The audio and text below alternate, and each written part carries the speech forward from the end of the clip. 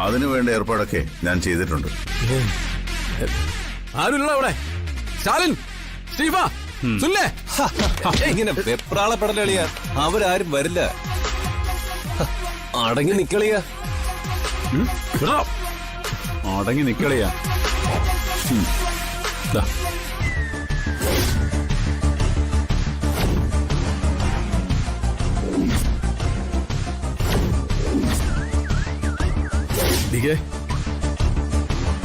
നിങ്ങളെല്ലാം കേസിൽ പ്രതിയാവും. ഒരാളും രക്ഷപ്പെടില്ല. കേരള പോലീസിനെ നിങ്ങൾക്കറിയില്ല. നിന്നോട് പല തവണ ഞാൻ പറഞ്ഞു എന്റെ വഴിയിൽ നിന്ന് ഒഴിഞ്ഞു പോകാൻ.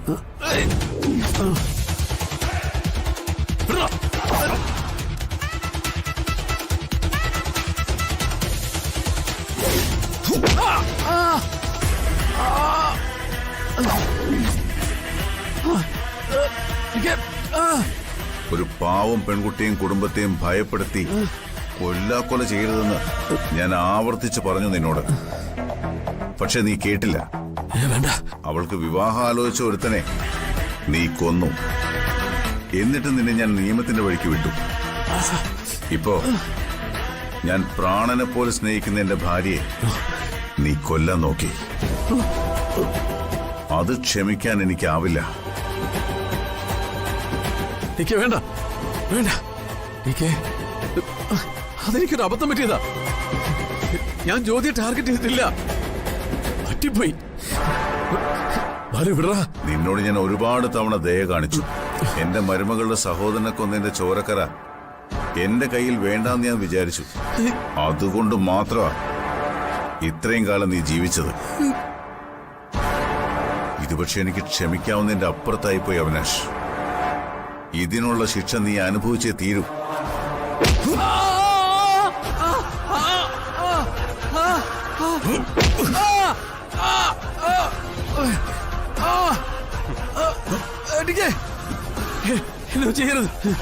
ചെയ്യരുത്. മതി. ഞാൻ ഒന്നിനും വരില്ല. ഒന്നിനും വരില്ല. വരരുത്. ഇല്ല. ഞാൻ പ്രിയക്കൊരു വാക്ക് കൊടുത്തിട്ടുണ്ട്. ഒന്നുകിൽ രാജീവന്റെ കേസിൽ നീ ജയിലിൽ പോയി കഴിഞ്ഞ്, അല്ലെങ്കിൽ രണ്ട് കാലിൽ എഴുന്നേറ്റ് നിൽക്കാൻ സാധിക്കാത്ത വിധത്തിൽ നിന്നെ കിടത്തിയിട്ട് എന്നിട്ടേ അവളുടെ കല്യാണത്തിന്റെ തീയതി തീരുമാനിക്കുമെന്ന്. ഇനിയിപ്പൊ കേസ് തീരാൻ ഒരുപാട് നാളെടുക്കും. അതിനേക്കാൾ എളുപ്പം ഇതാ.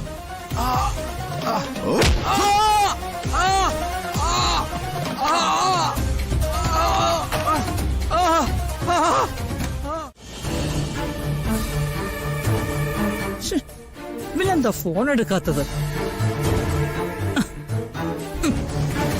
അമ്മ, ആ ശ്രീറാമിനെയോ ഗൂഗിളിനെയോ ആരെങ്കിലും വിളിച്ചു നോക്കോ?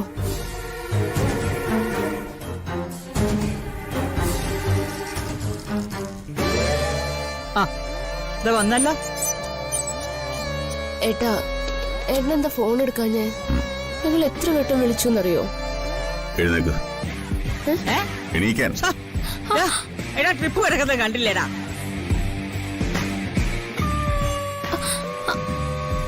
ഡോക്ടർ ആരെങ്കിലും കണ്ട വഴക്ക് പറയും. അതൊക്കെ ഞാൻ നോക്കിക്കോളാം. എണീക്ക്. പിടിക്കില്ലേടാ, അവിടെയാടാ മുറിവിരിക്കുന്നത്. ഞാൻ നോക്കിക്കോളാമേ. നീ ഇത് എങ്ങോട്ടുണ്ടോ ഇവിടെ?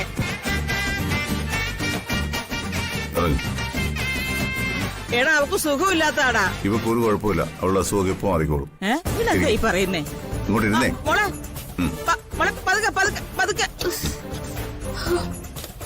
എടാ, നീ ഒന്ന് പറഞ്ഞിട്ട് പോടാ. നീ ഇവിടെ എവിടേക്ക് കൊണ്ടുപോവാ? എല്ലാം ഞാൻ വന്നിട്ട് പറയാം. എടാ, ഇവന്റെ ഒരു കാര്യം. എന്റെ ദൈവമേ, ഞാൻ എന്താ കേക്കുന്നേ?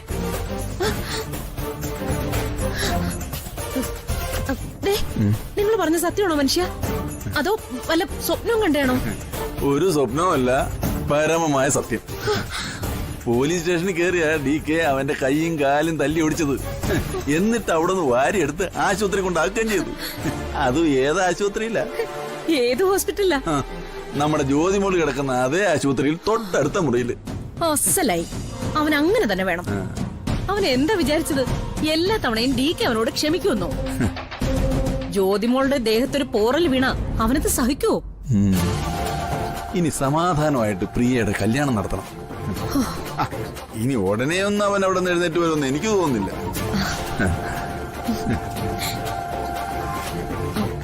അല്ല സുധേട്ടാ, ഈ പോലീസ് സ്റ്റേഷനകത്ത് കയറി ഒരു പോലീസ് ഓഫീസറെ തല്ലി ഈ പരുവാക്കാന്ന് വെച്ചാ DKക്കെതിരെ കേസ് വരില്ലേ?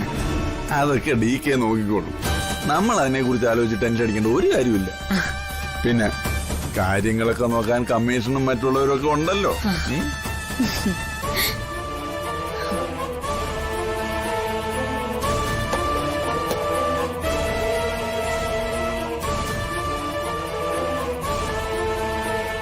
ഓരോ രാത്രിയിലും ഞാൻ ഉറങ്ങിയിരുന്നത് പുകയുന്ന മനസ്സുമായിട്ടാ. സ്വന്തം മകളുടെ ഭാവി എന്താകുമെന്ന് ആലോചിച്ച് ഉറക്കമില്ലാത്ത രാത്രികളാണ് ഞാൻ കഴിച്ചു കൂട്ടിയത്. ഇതുപോലെ ദുരന്താവസ്ഥയിൽ കിടക്കുന്ന ഒരാളുടെ പേരില് സന്തോഷിക്കാൻ പാടില്ലാത്തതാ. പക്ഷെ എനിക്കിപ്പോ സന്തോഷമാണ്. സന്തോഷം എന്ന് പറഞ്ഞാൽ സന്തോഷത്തിന്റെ ഒരു കടലാ എന്റെ ഉള്ളിലല്ല ഇടിക്കുന്നു.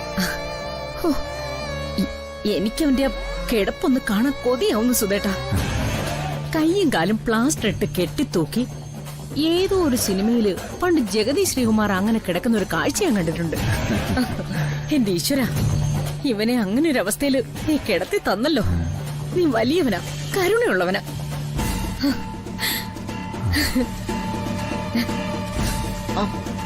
അല്ല സുധേട്ടാ, നമുക്ക് അവനെ ഒന്ന് കാണണ്ടേ? പിന്നെ കാണണ്ടേ? ഇത്രയും കാലം അഹങ്കാരത്തിന്റെ ഗർവോടെ നമ്മളെയൊക്കെ ഭീഷണിപ്പെടുത്തിയവൻ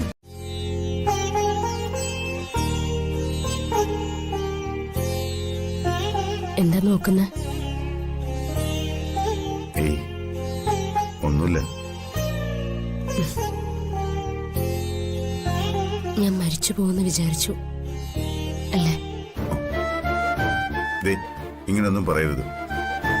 തമാശയാണെങ്കിലും അത് കേൾക്കാൻ പോലും എനിക്കിഷ്ടമല്ല.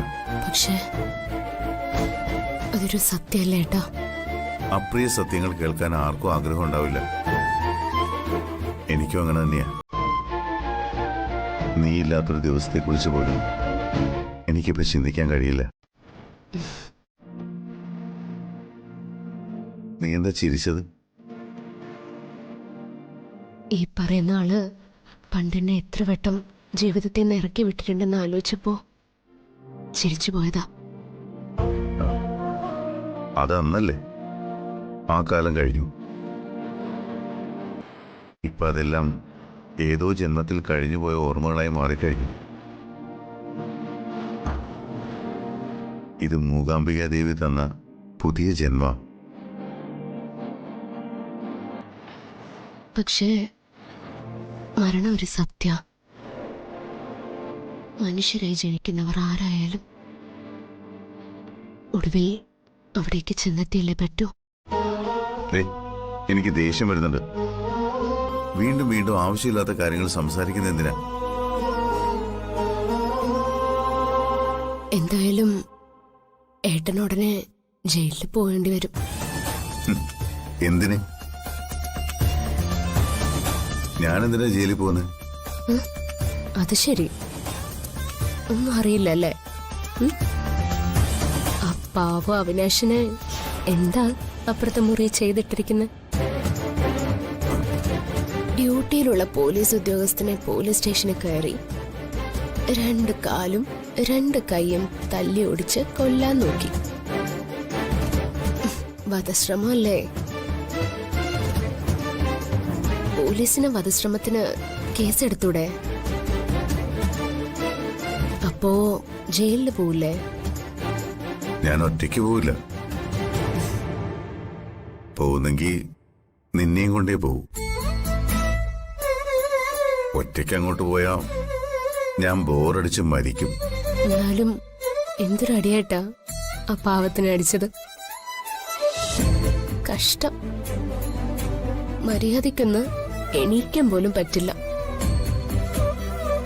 ഏതോ ഒരു സിനിമയില് ഇങ്ങനൊരു സീൻ ഞാൻ കണ്ടിട്ടുണ്ട്. ഇപ്പോഴും അപ്പൊ ശരി, കല്യാണത്തിന് ഞാൻ ക്ഷണിക്കുന്നില്ല. ഈ അവസ്ഥയില് നിനക്കെന്തായാലും പങ്കെടുക്കാൻ പറ്റില്ലല്ലോ. നിനക്കുള്ള 1 ഇല ചോറ് ഏതെങ്കിലും ചാവാരി പട്ടിക്ക് കൊടുത്തേക്കാൻ ഞാൻ.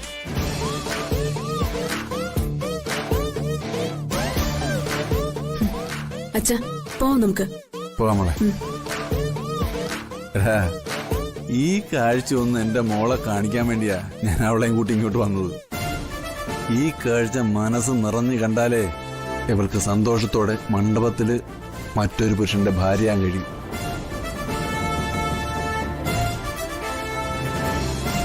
പോട്ടടാ നായേ. വാ മോളെ.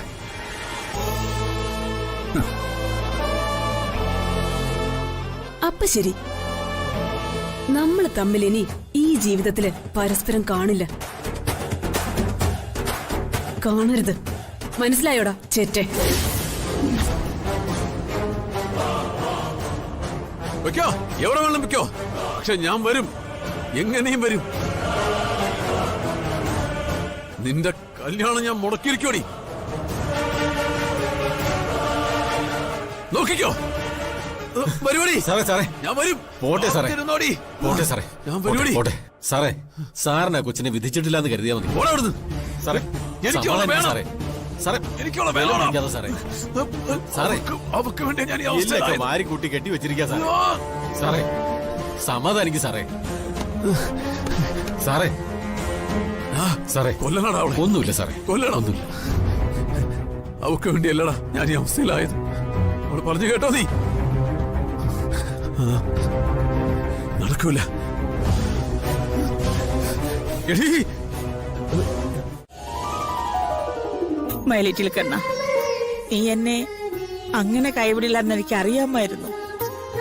ഇപ്പോഴാ എന്റെ ലൈഫ് അത് നേരെയായത്. എന്റെ ചോദ്യമോൾക്ക് എന്തെങ്കിലും പറ്റിയിരുന്നെങ്കിൽ ഈ വീടിപ്പോ മരണ വീടായി മാറിയേനെ. ഈ വീടിന്റെ സങ്കടവും സന്തോഷവും എല്ലാം നീ തന്നെയാ കണ്ണ. എന്റെ ചോദ്യമോടെ തൊട്ടടുത്തുവരെ ആ കത്തി തുളച്ച് കേറിയതാ. എന്നിട്ടും അവക്കൊന്നും പറ്റാതെ നീ കാത്തല്ലോ. യു ആർ ഗ്രേറ്റ് മൈ കണ്ണ, യു ആർ ഗ്രേറ്റ്. നീ അങ്ങനെ കൈവിടില്ലെന്ന് എനിക്കറിയാം. പരാതി പറയാനും പരിഭവം പറയാനും എനിക്കാകെ നീയല്ലേ ഉള്ളൂ മൈ ലിറ്റിൽ കണ്ണ. ഇനിയെങ്കിലും ദയവ് ചെയ്ത് ഇനി ദുരിതങ്ങളൊന്നും ഈ വീട്ടിൽ ആർക്കും നൽകല്ലേ എന്റെ കണ്ണ. എന്തായാലും ഒന്നും പറ്റാതെ എന്റെ ചോദ്യമോളെ നീ എനിക്ക് തിരിച്ചു തന്നല്ലോ. താങ്ക്സ് കണ്ണ, വെരി വെരി താങ്ക്സ്. എന്താടാ അവിനാഷേ, സുഖാണോ? പിന്നെ ഇതിനകത്ത് നല്ല സുഖമായിരിക്കും അല്ലേ സാറേ? അതെ, നല്ല സുഖമാ. സാറ് വീക്കൊരാളല്ലേ, അവൻ പറഞ്ഞിട്ട് വന്നായിരിക്കും. ഇല്ലടോ, ഞങ്ങൾ ഇതിന്റെ മൊഴിയെടുക്കാൻ വന്നതാ. എന്തു മൊഴി സാറേ? സാറിന് അറിയാത്തൊന്നും അല്ലല്ലോ. അതല്ലടോ, കാര്യം എന്താണെന്ന് വെച്ചാ സ്റ്റേഷനിൽ വെച്ച് ഇങ്ങനൊരു സംഭവം നടന്നിട്ടില്ലെന്ന് പോലീസുകാർ പറയുന്നേ. ഒരാളും സാക്ഷി പറയുന്നില്ല. അപ്പൊ പിന്നെ എന്ത് ചെയ്യും? സാറിനിക്കിട്ട് പണിയാൻ വന്നതാ അല്ലേ സാറേ? ഞാനേ സർക്കസിന്റെ ട്രിപ്പീസിൽ നിന്ന് താഴെ വേണം സാറങ്ങ് എഴുതിക്കോ. കഴിഞ്ഞല്ലോ. എടോ, താൻ ചൂടാവണ്ട. സത്യം എനിക്കറിയാം. ഞാൻ വേണമെങ്കിൽ DKക്കെതിരെ കേസെടുക്കാം, സ്റ്റേഷനിൽ കയറി തല്ലിയതിന്. ഓ, പക്ഷേ സാക്ഷികളില്ലെങ്കിൽ കുഴപ്പവും. എനിക്ക് പരാതി ഇല്ലെന്റെ സാറേ. അങ്ങനെ പറഞ്ഞാൽ എങ്ങനെയാ അവിനാഷേ? ഒന്നുമില്ലെങ്കിലും നമ്മളെല്ലാം ഈ യൂണിഫോം ഇടുന്നവരല്ലേ? സാറ് പോ സാറേ, എനിക്കൊരു പരാതിയില്ല. പക്ഷേ ഞാൻ ഇതിനകത്തുനിന്ന് എന്തെങ്കിലും പുറത്തിറങ്ങുമെന്ന് സാറ് കൂട്ടുകാരനോടൊന്ന് പറഞ്ഞേരെ. ഡോ, എനിക്ക് പരാതി ഇല്ല സാറേ. അപ്പൊ ശരി, അങ്ങനെ എഴുതിക്കോ. ശരി സാർ, ഇറങ്ങട്ടെ അവിനാഷേ, കാണാം. ഓ,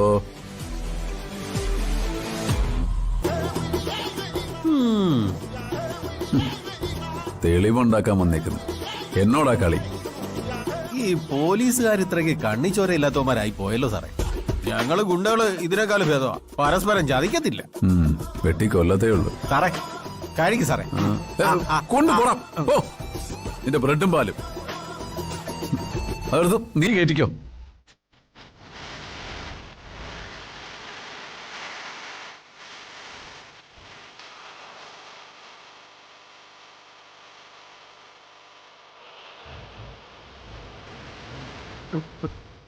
നമസ്കാരം കൊച്ചേ.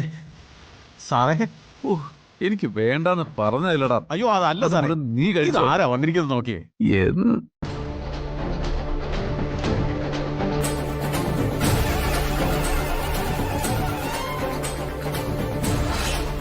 നീ എന്തിനാ ഇപ്പൊ ഇങ്ങോട്ട് വന്നത്? ഞാൻ ചത്തെന്നറിയാനാണോ? ദുഷ്ടന്മാരെ ദൈവം ആകാശം മുട്ട വളർത്തുന്നല്ലേ പറയുന്നത്. അപ്പൊ പിന്നെ നിങ്ങൾ അങ്ങനെ ഒറ്റയടിക്കൊന്നും ചാവത്തില്ലെന്ന് എനിക്കറിയാം. ഹ, ഞാൻ ഈ കഞ്ഞി തരാൻ വന്നതാ. ആ അത് നന്നായി. ആ? ബ്രെഡ് വേണ്ടെന്നാ സാറ് പറയുന്നേ. ചിലപ്പോ കഞ്ഞി വേണമായിരിക്കും. ആ, എടാ എനിക്ക് വേണ്ട, എനിക്കൊന്നും വേണ്ട. അയ്യോ അങ്ങനെ പറയല്ലേ എന്റെ പൊന്നാങ്ങളെ. ഹ, ഇത് കഴിച്ച് നിങ്ങൾ ആരോഗ്യത്തോടെ തിരിച്ചു വരുന്നത് കണ്ട് സന്തോഷിക്കാനുള്ള മനസ്സൊന്നും ഇപ്പൊ ഈ ചിത്രക്കില്ല. ആ,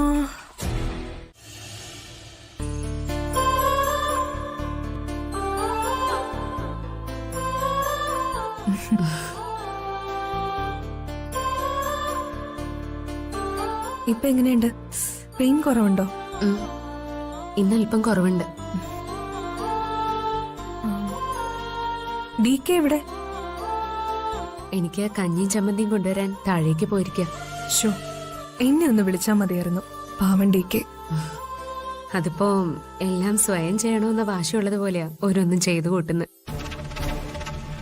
അല്ല, ആശുപത്രിയിലെ കാര്യം എന്തേലും അറിഞ്ഞായിരുന്നോ? ഇല്ല, ഞാൻ അതിനെക്കുറിച്ചൊന്നും അന്വേഷിച്ചില്ല. അയാളത് അർഹിക്കുന്നുണ്ട് ജ്യോതി.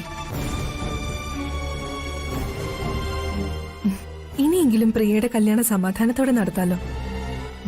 ജ്യോതിയുടെ അച്ഛനും അമ്മയും എത്ര നാളായിട്ട് ആഗ്രഹിക്കുന്നത്. പച്ചമാംസത്തിൽ കത്തി കുത്തിയിറക്കിയതല്ലേ. സത്യത്തിൽ അവൻ പ്രിയയെ കൊല്ലാൻ തന്നെ നോക്കിയതായിരുന്നു അല്ലേ ജ്യോതി? അതെ. വികൃതമായ മനസ്സും ചിന്തയുമുള്ള ഒരാൾക്ക് മാത്രമേ ഇങ്ങനെയൊക്കെ ചിന്തിക്കാനും പ്രവർത്തിക്കാനും കഴിയൂ. താൻ ആഗ്രഹിച്ചത് സ്വന്താക്കാൻ പറ്റിയില്ലെങ്കിൽ അതിനെ ഇല്ലാതാക്കാനുള്ള മനസ്സ് സാധാരണ മനുഷ്യർക്കുണ്ടാവുന്ന ഒന്നല്ല. അത്രയ്ക്ക് ദുഷ്ടനായ അയാള്. ഞാൻ ഇന്നലെ അവിനാശിനെ കണ്ടിരുന്നു. ഇപ്പോഴും വാശിക്ക് കുറവൊന്നുമില്ല. ഞാൻ പിന്മാറിയില്ലെങ്കിൽ എന്നെ കൊല്ലുവെന്ന ഭീഷണി. രണ്ടു കാലിൽ എഴുന്നേറ്റ് കിടക്കാൻ വയ്യ. എന്നിട്ടും ഇതാണ് ചിന്ത. കല്യാണം പ്രിയ പറഞ്ഞതുപോലെ വളരെ ലളിതമായിട്ട് നടത്തിയാൽ മതി. ഞങ്ങൾക്കും അത് തന്നെയാ താല്പര്യം.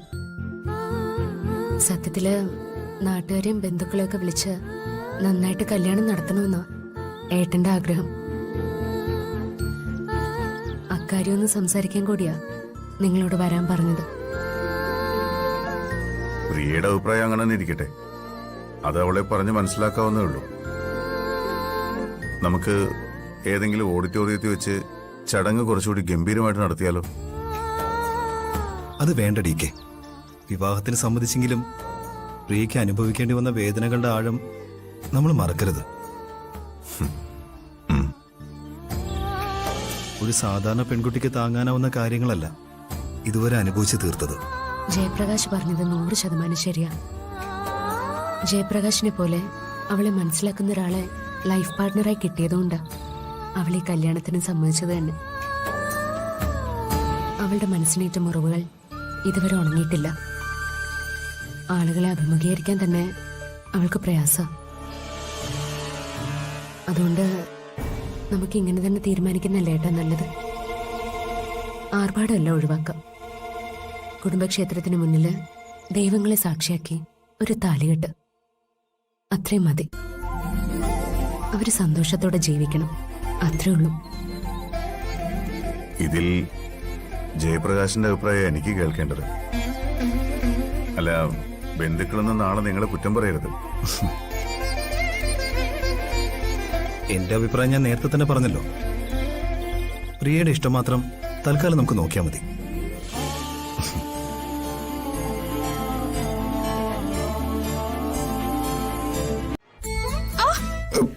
ഏട്ടാ തലവേദനിക്കുന്നു.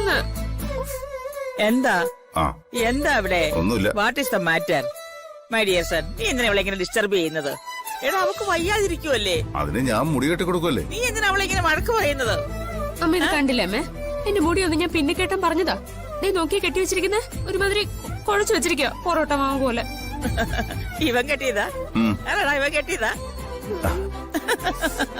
എടാ അറിയാൻ മേലത്തെ പണിക്ക് പോരുത് മനസ്സിലായോ? ഭാര്യയുടെ മുടിയെ ഭർത്താവ് കെട്ടിക്കൊടുക്കുന്നതേ ഒരു നല്ല കാര്യം തന്നെയാ. പക്ഷെ അത് നീ പഠിക്കണം. ദാ, ഞാൻ കാണിച്ചു തരാം നോക്ക്. അമ്മ കെട്ടണ്ട, പറഞ്ഞാ മതി, ഞാൻ കെട്ടിക്കോളാം. ഛെ, എടാ ഇത് പറഞ്ഞ് മനസ്സിലാക്കി തരാൻ പറ്റത്തില്ല. അമ്മ കാണിച്ചു തരാം. ഓ എന്റെ ഏട്ടാ, അമ്മ പറഞ്ഞാ മതി, ഞാൻ കെട്ടിക്കോളാം. എടാ നീ നേരെ മാറിക്കേ, ഞാൻ കെട്ടിക്കൊടുക്കാം. നീ മാറ്. അതെ. ആ നിർത്തി നിർത്തി നിർത്തി, അമ്മ ഒന്ന് കെട്ടിക്കേ. ഉഫ്. എന്റെ ഒരു കാര്യം. ഓ. ശ്ശോ. എടാ ഇങ്ങനെയാണോ അവിടെ മുടി കെട്ടി വെക്കുന്നേ? ആ ചീപ്പ് ഇങ്ങോട്ട് എടുത്തേ. ദാ. അതല്ല മറ്റേ ചീപ്പ്. ഓ, നാ. ആ നോക്കിപ്പൊടി എങ്ങനെ മുടി കെട്ടുന്നതെന്ന്. പൊടി, ബേക്കറിക്കാരി. അമ്മേ, എന്നെ മോളെ എന്നെ കണ്ണുരുട്ടി കാണിക്കുന്നുണ്ട് കേട്ടോ. ആ,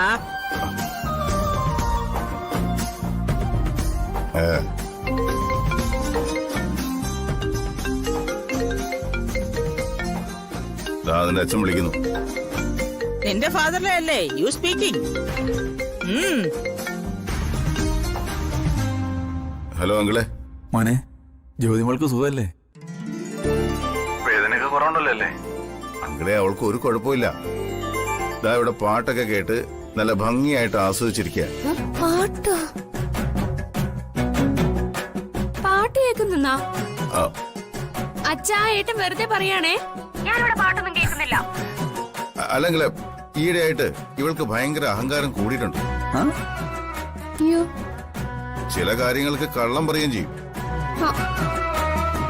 അയ്യോ, ഇവിടെ പാട്ടും കേട്ടങ്ങനെ സുഖിച്ചങ്ങിരിക്കുക. എന്നിട്ട് ആ അമ്മയെ കൊണ്ട് മുടി കെട്ടിക്കുക.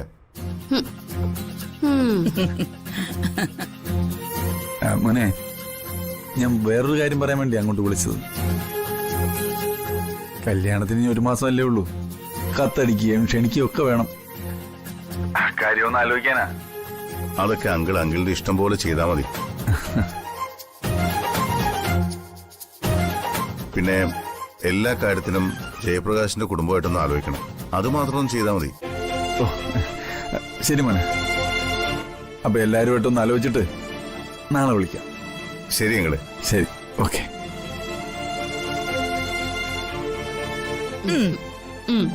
ഓക്കേ. നോക്കണ എങ്ങനെയുണ്ടെന്ന്.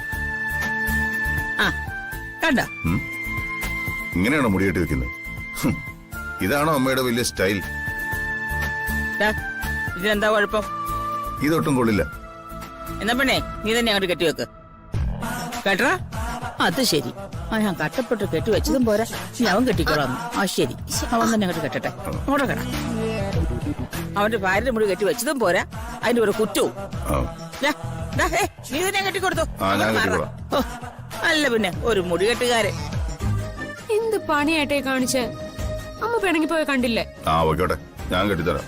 നീ അങ്ങോട്ട് നീങ്ങിരുന്നേ. അവിടെ നിന്ന് കെട്ടിയോണ്ട് ശരിയാവട്ടെ. വേണ്ട വേണ്ട വേണ്ട വേണ്ട, കെട്ടണ്ട. വേണ്ടെങ്കി വേണ്ട.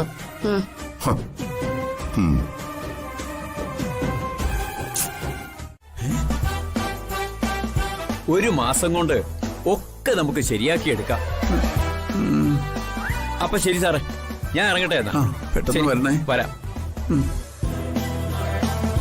ആള് വിടുക്കണേ സാറേ. പറഞ്ഞതുപോലെ ചെയ്യും. ആ, വൈദ്യര് പറഞ്ഞ പോലെ ചെയ്താൽ മതിയായിരുന്നു. ഇനി 1 മാസം കൊണ്ട് പ്രിയയുടെ കല്യാണത്തിന്. അതിനു മുൻപ് എനിക്കിവിടെ എണീക്കണം.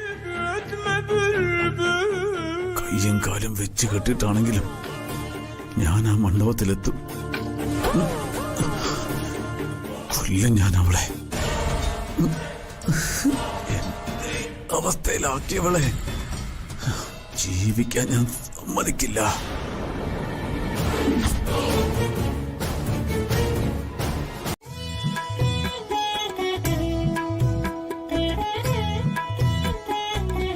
ആശാലതെ കുറച്ച് വെള്ളം എടുത്തുണ്ടോ കുടിക്കാൻ? ഡേയ് ആശാലതെ, കുറച്ച് വെള്ളം എടുത്തുണ്ടോ കുടിക്കാൻ? വരുന്നു.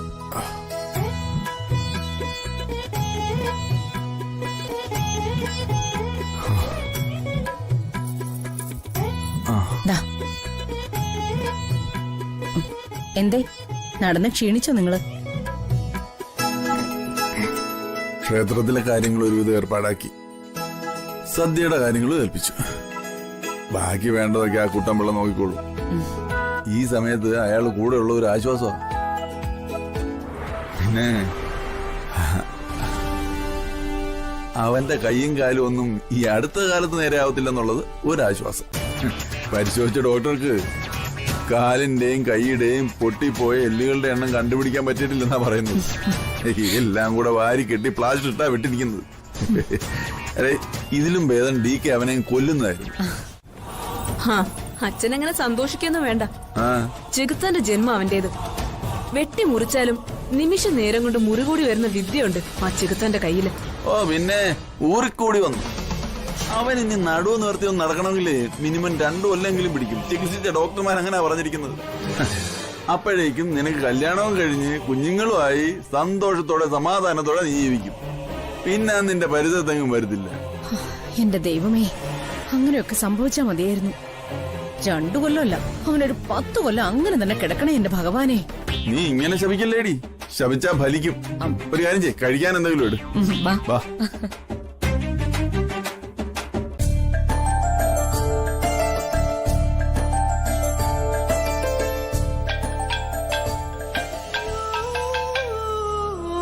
പറഞ്ഞു തീർന്നില്ല, അതിനു മുമ്പ് വിളിക്കുന്നു കാലൻ.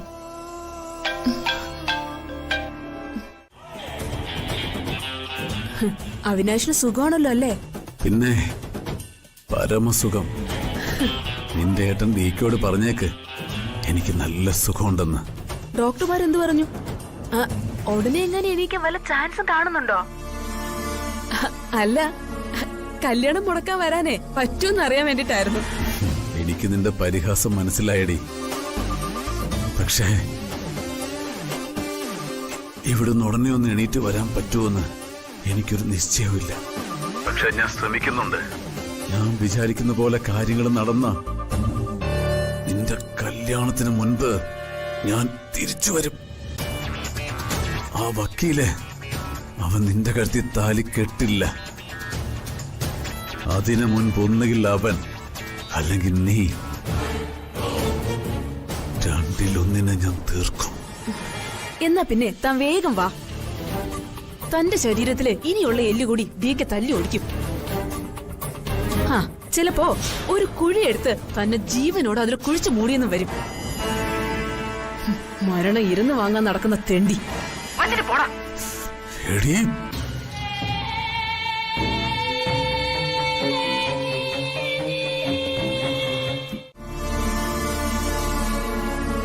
DKയോടൊപ്പം ഇത്രയും നാള് എല്ലാ കാര്യങ്ങൾക്കും കൂട്ടുനിന്നത് നിങ്ങളാണല്ലോ. അപ്പൊ ഇത് നിങ്ങളോടല്ലാതെ വേറെ ആരോടാ ചോദിക്കേണ്ടത്? എങ്ങനെയാ ഇത്രയും വലിയ വീഴ്ച സംഭവിച്ചത്? ഓഫീസ് കാര്യങ്ങളിൽ നിങ്ങൾക്ക് ശ്രദ്ധ കുറവായിരുന്നോ? ഞങ്ങൾ ആരും ഒരു ശ്രദ്ധക്കുറവും കാണിച്ചിട്ടില്ല. DK ഓരോ സമയത്ത് പറയുന്ന എല്ലാ ജോലികളും ഞങ്ങൾ കൃത്യമായി തന്നെ ചെയ്യുന്നുണ്ട്. അല്ലാതെ തന്നെ അവിടെ കാര്യങ്ങൾ കൃത്യമായി ചെയ്യുന്ന സ്റ്റാഫുകളും ഉണ്ട്. ആ സ്റ്റാഫുകൾ തന്നെയാ ഇപ്പോ DK ചതിച്ചിരിക്കുന്നത്. ഞാനൊരു കാര്യം ചോദിക്കട്ടെ, GST ഇത്ര അടയ്ക്കാനുണ്ടായിട്ടും അതോ ഈ ഫൈൻ വരുന്നത് വരെ ആർക്കും കണ്ടുപിടിക്കാനൊന്നും പറ്റിയില്ലേ? ആ ഫിനാൻസ് മാനേജർ എവിടത്തുകാരനാ? അവനെ പിടിച്ച് 4 പെടവടക്കണം. അയാളെ കാണാനില്ലെന്നല്ലേ പറഞ്ഞു. DK എല്ലാവരെയും അമിതമായി വിശ്വസിക്കും. അതാ ഇവിടെ സംഭവിച്ചത്.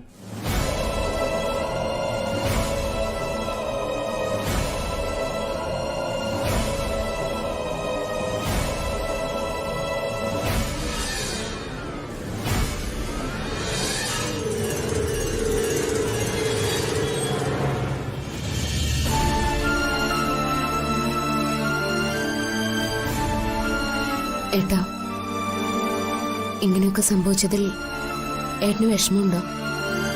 എന്ത്? അല്ല, ശിവയ്ക്ക് വേണ്ടിയാണല്ലോ ഇങ്ങനെയൊക്കെ ചെയ്യേണ്ടി വന്നത്. ഹേയ്, എനിക്കൊരു വിഷമമില്ല. അവന് വേണ്ടി ഇത്രയെങ്കിലും ചെയ്യാൻ കഴിഞ്ഞല്ലോ എന്ന സന്തോഷം മാത്രമേ എനിക്കുള്ളൂ. അവന്റെ ജീവിതം സേഫായല്ലോ. അമ്മ പറഞ്ഞ പോലെ കുറച്ച് പ്രോപ്പർട്ടീസ് വിറ്റാലെങ്കിലും നമുക്ക് ഈ പ്രശ്നങ്ങളൊക്കെ പരിഹരിച്ചൂടെ?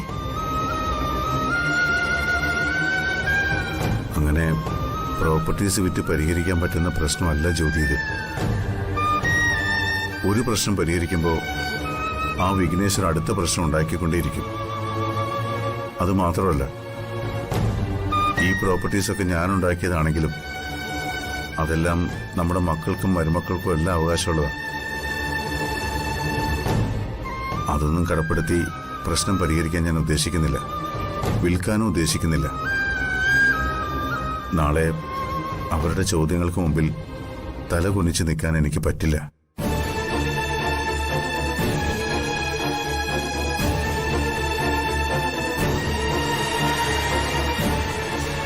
ഇത് GSTയുടെ ഫൈൻ മാത്രമല്ലല്ലോ, ഒഫീഷ്യലായിട്ട് വേറെ ചില പ്രോബ്ലംസ് കൂടിയില്ലേ? മൊത്തത്തിൽ ബിസിനസ് ആകെ ഒരു തളർച്ചയില. അതിനെ ഉയർത്തിയെടുക്കാൻ എന്തെങ്കിലും ഒന്ന് ചെയ്തേ പറ്റൂ. ഈ സമയത്താ DKക്ക് നിങ്ങളുടെ സഹായം വേണ്ടത്. ഇപ്പൊ തകർച്ചയിലായിപ്പോയ ഈ ബിസിനസിനെ ഉയർത്തിയെടുക്കാൻ നിങ്ങളൊരു പ്ലാൻ തയ്യാറാക്കണം. എന്നിട്ടത് DKയോട് കാന്തം പുരന്തം ദയാസ്വന്തം ദന്തിവര അസുരാന്തക അഹം സഞ്ചിന്തയേ സന്തതം.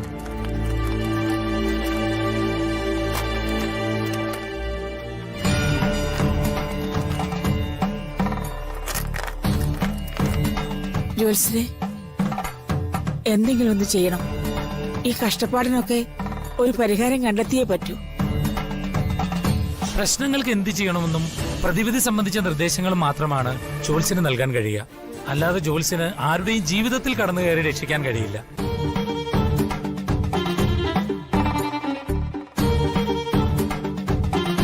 ജോത്സ്യന്മാരും സാധാരണ മനുഷ്യരാണ്. കൃത്യമായ പഠനത്തിലൂടെ ഗ്രഹനിലകൾ തയ്യാറാക്കി ജീവിതത്തിൽ ശ്രദ്ധിക്കേണ്ടുന്ന കാര്യങ്ങൾ പറഞ്ഞു തരാൻ മാത്രമേ ജോത്സ്യന് കഴിയൂ. ശ്രദ്ധിക്കേണ്ടത് നിങ്ങളാണ്. ഇവിടുത്തെ കാര്യങ്ങളൊക്കെ അമ്മ പറഞ്ഞല്ലോ. ദോഷങ്ങൾ എന്തെങ്കിലും ഉണ്ടെങ്കിൽ കണ്ടെത്തി ഇതിനുള്ള പ്രതിവിധി എന്താന്ന് വെച്ചാൽ ചെയ്യണം. ബിസിനസ്സിൽ ചതി പറ്റിയതിന് ജോത്സ്യർക്ക് എന്ത് ചെയ്യാൻ കഴിയും? DK, നമ്മളിലേക്ക് ധനം വരാനും നമ്മുടെ കയ്യിലുള്ള ധനം പോകാനും ഒരു സമയമുണ്ട്. ധനം ഉണ്ടാക്കാൻ ആർക്കും പറ്റും. എന്നാൽ ബുദ്ധിപൂർവം അത് സൂക്ഷിക്കുന്നതിലാണ് കഴിവ്.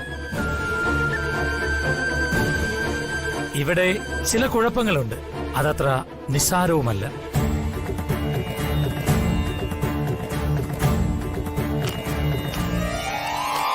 അമ്മേ, DKയുടെ ജാതകം. അത് പിന്നെ ജാതകം അത് അവിടെ കാണും. അത് പിന്നെ ഞാൻ കൊണ്ടുതരാം. ജ്യോതിയുടെ ജാതകം കൂടി എനിക്ക് വേണം. രണ്ടും വിശദമായിട്ടൊന്ന് എനിക്ക് പരിശോധിക്കണം.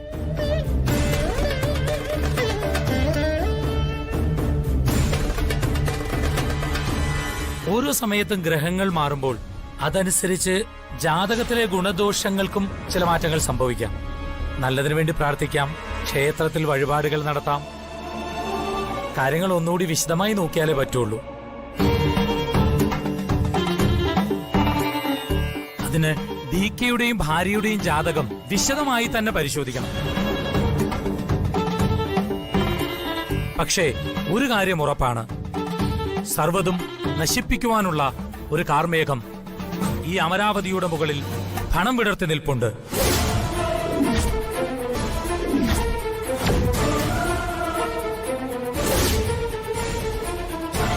അതിന് പരിഹാരം ചെയ്തേ പറ്റൂ. ജാതകം ഞാൻ കൊണ്ടുതരാം. ജോലിശിലത് നോക്കി വെച്ചാൽ മതി. ഞാൻ അങ്ങോട്ട് വരാം. അമ്മയ്ക്ക് എന്താ വായിച്ചൊരു പേടി പോലെ?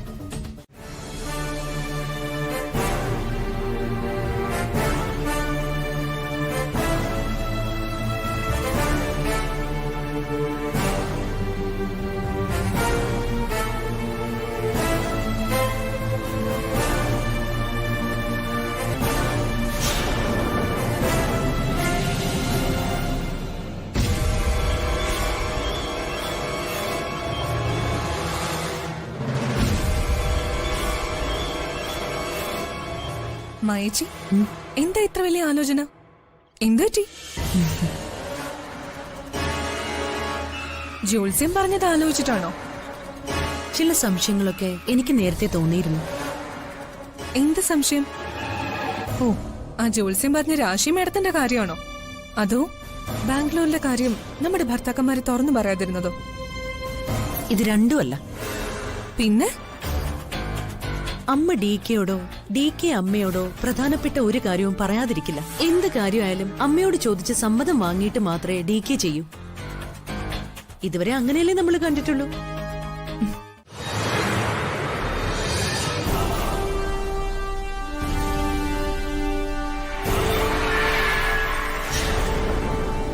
അതിനാദ്യം ഡി കെയുടെ ജാതകം തപ്പിയെടുക്കണം. എന്നിട്ട് അതുമായി മറ്റൊരു ജ്യോത്സ്യരെ കാണണം. കാര്യങ്ങളൊക്കെ വിശദമായിട്ട് മനസ്സിലാക്കണം. നമ്മൾ എന്തിനാ അതൊക്കെ ചെയ്യുന്നത്? വേണ്ടതൊക്കെ അമ്മ തന്നെ ചെയ്തോളും. അതല്ല താരേച്ചി, ഈ വീട്ടിൽ എന്ത് നടന്നാലും അത് നമ്മുടെ ലൈഫിനെ കൂടി ബാധിക്കും. ഇനിയിപ്പോ നാളെ ജ്യോതിക്ക് എന്തെങ്കിലും സംഭവിക്കും, ഡി കെ തകരുകയും ചെയ്താ ഈ കുടുംബം ഇല്ലാതായി പോവില്ലേ? അങ്ങനെ സംഭവിച്ച നമ്മുടെ ഭർത്താക്കന്മാരെ കൊണ്ട് ഈ പ്രതിസന്ധി നേരിടാൻ പറ്റുമെന്ന് മായിച്ചിക്ക് തോന്നുന്നുണ്ടോ? ഒരിക്കലും പറ്റില്ല. പക്ഷേ നമുക്ക് നമ്മുടെ കാര്യം നോക്കിയേ പറ്റൂ. ഏത് അപകടത്തിലും അവനവന്റെ സ്വന്തം ജീവൻ തന്നെ എല്ലാവർക്കും വലുത് അല്ലേ മായച്ചി?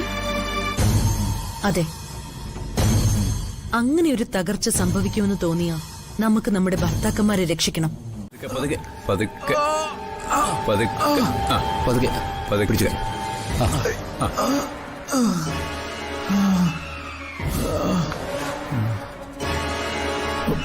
ഒരു മാസത്തിനകം ശരിയാകുമല്ലോ അല്ലേ? ഇതിലെ സംശയം എന്താ? പറഞ്ഞ ദിവസത്തിന് മുമ്പ് തന്നെ ഈ വടിയുടെ സഹായം ഇല്ലാതെ സാറിന് ഞാൻ നടത്തിത്തരാം. ആയുർവേദത്തിന് ഇത്രയൊക്കെ ശക്തിയുണ്ടോ? ഓ, മനുഷ്യന്റെ രോഗങ്ങൾക്ക് വേണ്ടതെല്ലാം, എല്ലാ മരുന്നുകളും ദൈവം പ്രകൃതിയിൽ തന്നെ സൃഷ്ടിച്ചിട്ടുണ്ട്. പക്ഷേ ഇന്നത്തെ മനുഷ്യന് അതിനെ തിരിച്ചറിയാൻ സാധിക്കുന്നില്ല എന്ന് മാത്രമേ ഉള്ളൂ. കാരണം മനുഷ്യൻ പ്രകൃതിയിൽ നിന്ന് അകന്നുപോയി. പ്രകൃതി എന്നാൽ ഈശ്വരൻ. ഈശ്വരനിൽ നിന്ന് അകന്നുപോയ മനുഷ്യന് പ്രകൃതിയിലെ ഔഷധങ്ങളെ തിരിച്ചറിയാൻ സാധിക്കുന്നില്ല. അത്രയുള്ളൂ. ജീവിക്കാനുള്ളതും മരിക്കാനുള്ളതും പ്രകൃതിയിൽ തന്നെയുണ്ട്. എന്നാ ഞാൻ അങ്ങോട്ട് ഇറങ്ങട്ടെ. ആയിക്കോട്ടെ, നാളെ വരെ. ഓ ശരി. ശരി വൈദ്യരെ. ആ വൈദ്യര് പറഞ്ഞത് കേട്ടോ, ചീത്ത വിചാരങ്ങളൊന്നും മനസ്സിൽ പാടില്ലെന്ന്, നല്ല വിചാരങ്ങൾ മാത്രമേ പാടുള്ളൂ എന്ന്. എന്റെ മനസ്സിലെ എല്ലാം നല്ലതാടോ. ഷാജി, എന്താ അവിടെ കല്യാണം നടക്കുന്നത് ഏത് ക്ഷേത്രത്തിലടാ? ഒരു വിവരം കിട്ടിയിട്ടുണ്ട് സാറേ.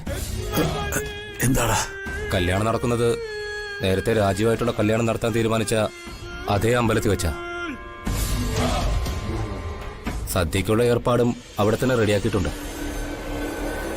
വളരെ ചുരുക്കം ആളുകളെ പങ്കെടുക്കുന്നുള്ളൂന്നാ കേട്ടത്. പിന്നെ വേറൊരു കാര്യം കൂടിയുണ്ട്. എന്താടാ? അവരെല്ലാം വലിയ സന്തോഷത്തിലാ സാറേ. സാറേ കിടപ്പീന്നാ ഈ അടുത്ത കാലത്തൊന്നും എണീക്കൂലെന്നാ അവരുടെ വിശ്വാസം.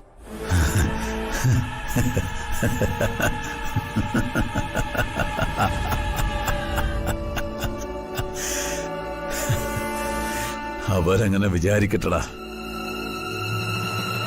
പക്ഷേ ആ കല്യാണ ദിവസം ഞാൻ അവിടെ എത്തിയിരിക്കും. രണ്ടിലൊന്നിനെ ഞാൻ തീർത്തിരിക്കും.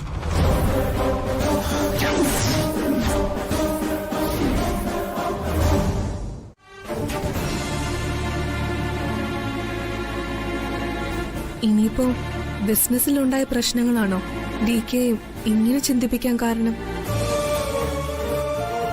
ആയിരിക്കും. അല്ലെങ്കിൽ ഇങ്ങനെയൊന്നും ഡി കെ പെട്ടെന്ന് ചെയ്യില്ല. എനിക്ക് തോന്നുന്നത് ബാംഗ്ലൂരിലെ ഷോപ്പ് തുറക്കാൻ പറ്റാതെ അടച്ചു പൂട്ടിയല്ലോ. ആ ബിസിനസിന് വേണ്ടി ഡി കെ വലിയൊരു തുക ഇൻവെസ്റ്റ് ചെയ്തിട്ടുണ്ട്. ബാങ്ക് ലോണും ഉണ്ട്. ആ എം പി വിഘ്നേശ്വർ കാരണമല്ലേ ഇതെല്ലാം സംഭവിച്ചത്? ആര് കാരണം സംഭവിച്ചു എന്നല്ല, ആ ഇൻവെസ്റ്റ്മെന്റ് ഒക്കെ ഇപ്പൊ ഡി കെ വല്ലാതെ ബാധിച്ചു എന്ന് തോന്നുന്നു. ഇൻവെസ്റ്റ്മെന്റ് എന്ന് പറയുന്നത് റോളിംഗ് ആണല്ലോ. ബാങ്കിന്റെ ഓവർ ഡ്രാഫ്റ്റും ബിസിനസ് ലോണുകളും ഒക്കെ അതിനകത്ത് വരും. എനിക്ക് തോന്നുന്നത് ആ വിഘ്നേശ്വറിന്റെ വരവ് ഡി കെ മുൻകൂട്ടി കാണുന്നുണ്ടെന്നാ. ആ സമയത്ത് ഡി കെക്ക് എന്തെങ്കിലും പറ്റിയാൽ നമ്മളെ സേഫാക്കാനുള്ള പുറപ്പാടാണോ ഇതെന്നാ എന്റെ സംശയം. ബാലു പറഞ്ഞത് ശരിയാണെന്നാ എനിക്കും തോന്നുന്നത് ശ്രീയേട്ടാ. ഡി കെക്ക് എവിടെയോ ഒരു അപകടം മനസ്സിലായിട്ടുണ്ട്. അതാ എല്ലാവരുടെയും കാര്യത്തില് ഡി കെ ഇത്ര സുരക്ഷിതത്വം കാണിക്കുന്നത്. നമുക്കിപ്പോ ഈ സ്വത്തുക്കളും പണമൊന്നും നമ്മുടെ പേരിൽ വരുന്നതല്ല പ്രധാന കാര്യം.